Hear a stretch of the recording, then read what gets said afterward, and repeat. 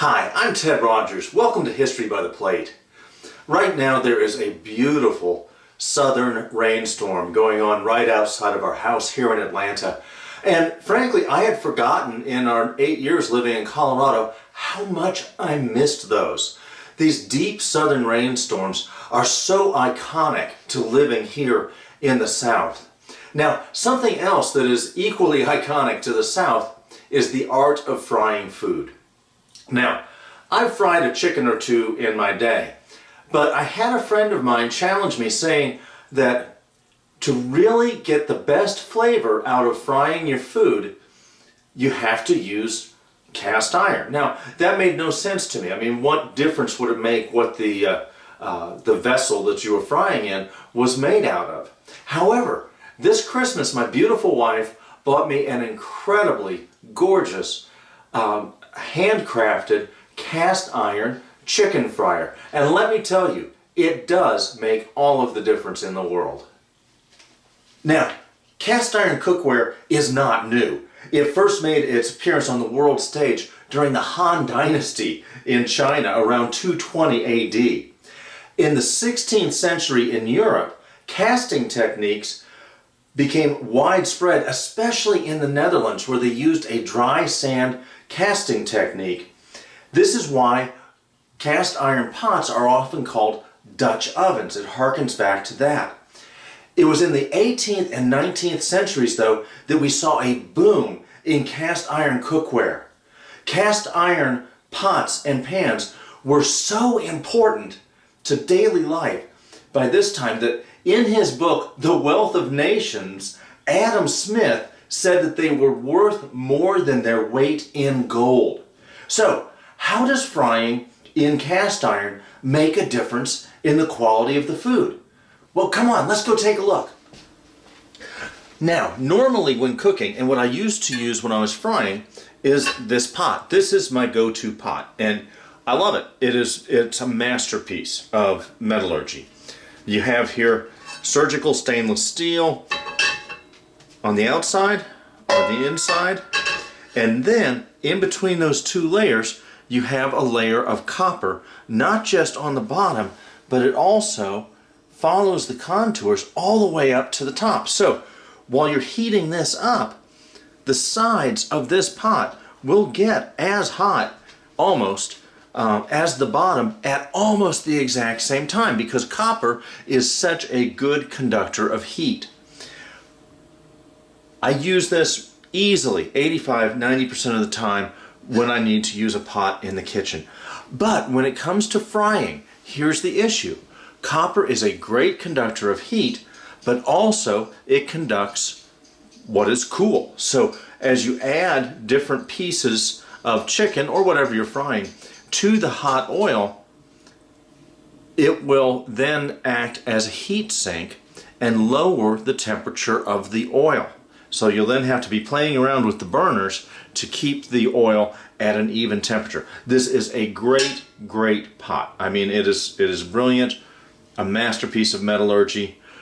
But for this one thing, it's not my go-to tool in the kitchen. Now, this is the cast iron chicken fryer that my beautiful wife Glenda got for me for Christmas. Now, it's been said, you'll read time and time and time if you do some work on the internet, that it heats evenly. Well, when they're saying that it heats evenly, that doesn't mean that there aren't hot spots. It doesn't heat, as evenly throughout the pot as far as distribution like this does. When they say it heats evenly, they're talking about it heats evenly through time. So, this thing weighs a ton. And frankly, it takes a good while for this to reach full heat. But the issue is, once it is at full heat, it will maintain that heat for a very, very long time, much longer than this. So that makes it ideal for frying chicken or whatever else you want to fry, because the oil temperature will remain the same. It will remain static throughout the entire frying process. So as you add pieces of chicken or vegetables or whatever you're frying, the oil will stay at nearly the same temperature. which is ideal for frying. It gives you that nice even coating, that nice even brown crispiness to the chicken skin, which is what we all want. Now, it's easy to say this, but as they say, the proof is in the pudding, or as we're going to see tonight, the proof is in the buffalo wings. So what I've done now is I started to heat the pan, let the pan get to moderate heat, and then I added oil to about 2 inches of depth. And the important thing you want to do is, although a well-tempered pan really doesn't have any real sticking problems, it always helps to start off with, you know, a warmer pan, cooler oil, just to make sure that the food doesn't stick. Now, what I'm using is peanut oil. And yes, I understand that there are healthy oils to fry with, but let's face it, well, how often do you make buffalo wings? This is kind of a treat. So I'm using some really good peanut oil to fry in because it enhances the flavor. So we're going to let this get up to about 375 degrees. Again, that oil is about 2 inches deep, peanut oil. Started off with the pan at moderately warm temperatures.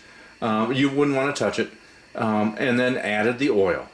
Now, while we've been doing that, while we've been letting the pan and the oil heat up, I spent the time, actually before that, about an hour before putting the pan on, just separating out the wing drummies and the wing flats, and I took the tips, the wing tips, put them in a baggie and froze it because I'm going to use those later to make broth. But what I've done is I've let these sit out at room temperature now for about an hour. Now, why would you do that? It's chicken, you know, hey.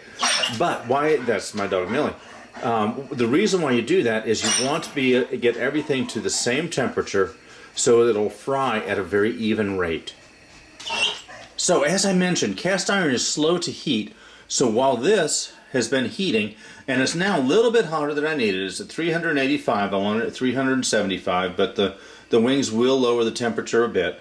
What I've been able to do is dredge about a third of the wings. I've got about 10 wing pieces here, so I've dredged those in cornstarch, and now I'm getting ready to start frying. So what I'm going to do now is start putting the wings in. And again, this is the first batch of 3. But the temperature's up, the temperature's high, but it's not filled up so much that you have to worry about it overflowing.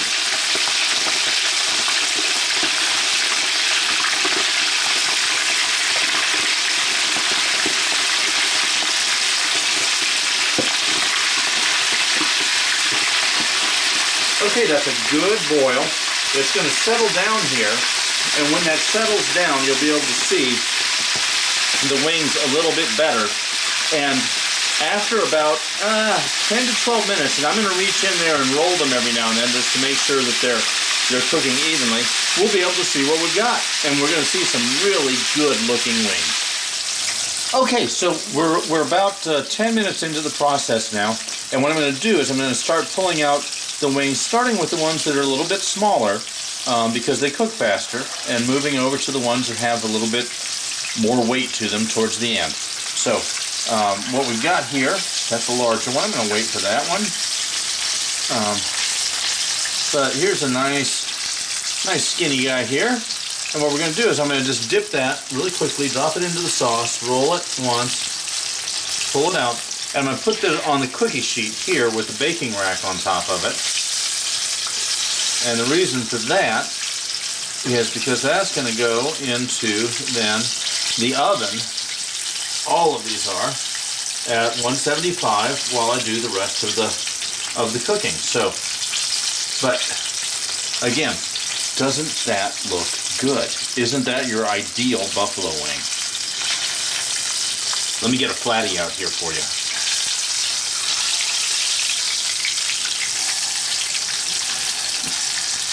Some people like drummies, some people like flatties, some people don't care that that's a flatty. Doesn't that look good? So we're going to continue to pull these out, roll them in the sauce, and the recipe for this is on our website, www.historybytheplate.com. go to our recipes section. You'll find this recipe, and plenty of other really great recipes.